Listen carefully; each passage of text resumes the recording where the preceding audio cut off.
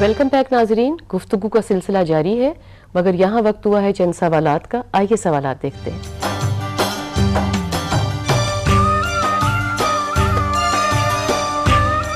मेरा सवाल ये है कि क़ज़ा रोज़े की नियत किस वक्त करनी चाहिए? मेरा आपसे ये सवाल है कि तरावी की फजीलत अपनी जगह, क्या तरावी पढ़े बगैर रोज़ा हो सकता है?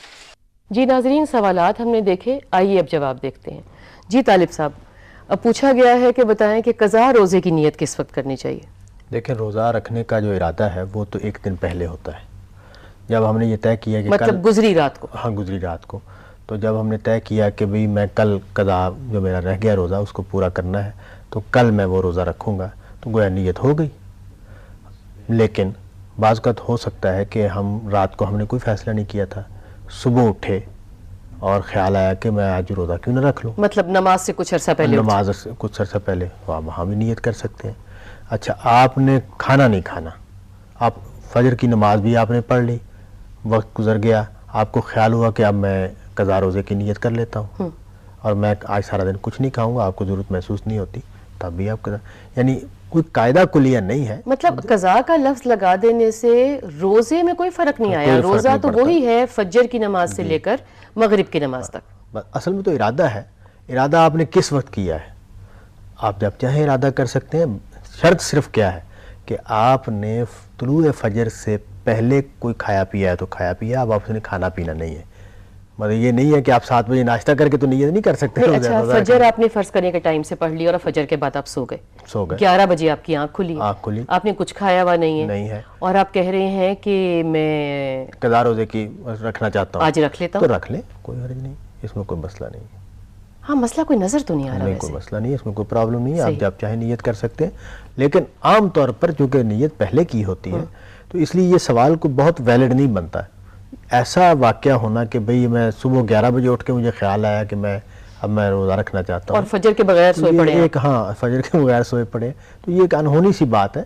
लेकिन अगर अब फ़िकी सवाल के तौर पर इसको लें तो हम कहेंगे कि भाई नियत आप अगले दिन फजर के बाद भी कर सकते हैं, इसमें कोई मसला नहीं। मतलब जो आप पढ़ के नियत करना चाह रहे हैं, वो लिखी भी नियत करना चाह रहे हैं, वरना नियत तो दिल और दिमाग में आपके मौजूद है, की बात है, वो आप कर सकते हैं। लेकिन ये है कि नियत पहले ही होनी चाहिए, ज़्यादा बेहतर ये है। अच्छा जी, फिर वो अगला सवाल है कि क्या रोज़ा तरावी के बगैर हो सकता है?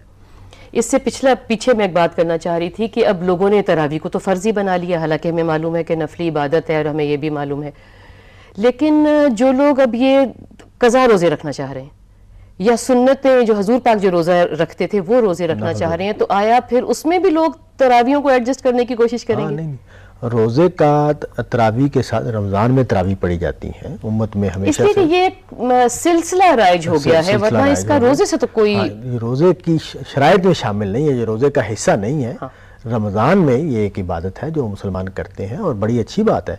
कुरान सुनना और नमाज में शरीक होना और तहज्जुद को सहूलत के लिए इशा के साथ पढ़ लेना, नहीं पढ़ लेना तो बहुत अच्छी बात है, मगर ना पढ़ना जी, तो इसमें तो कोई गुनाह या कोई नापसंदीदगी या कोई ऐसी चीज कोई हमें कहीं हजूर पाक से नहीं मिलती। कोई ऐसी चीज नहीं कि आपने तरावी नहीं पढ़ी तो आपको रोजा नहीं हुआ या रोजा, या आपने नापसंद फरमाया कि तरावियां नहीं पढ़ी तो ये अब क्या हो गया, ये क्या हो गया, ऐसी कोई चीज नहीं है। वो एक मतलब कोई बोझ नहीं है, वो इबादत है जो करनी चाहिए, पसंदीदा है। बेहतर ये है कि तहज्जुद के वक्त पर की जाए, लेकिन ये कि अगर नहीं की तो उसका रोज़े से कोई नहीं। तालिब साहब, हम जब बाजमात मस्जिद में जाके, जैसे अब औरतों की भी तरावियों का एहतमाम काफ़ी जगह पे हो गया, हम वहाँ जाते हैं तो या बाजमात हम घर में कोई इंतज़ाम कर लेते हैं तो वहाँ तो कुरान पाक हम सुनते हैं, मगर अब देखें हमें तो कुरान पाक ऐसा याद नहीं है। तो हम जब घर में अपनी इशा के साथ तरावियाँ पढ़ते हैं तो हम तो नवाफिल की तरह पढ़ते हैं, 2-2 करके या 4-4 करके पढ़ते हैं, तो वो तो सिंपल नफल हो गए ना।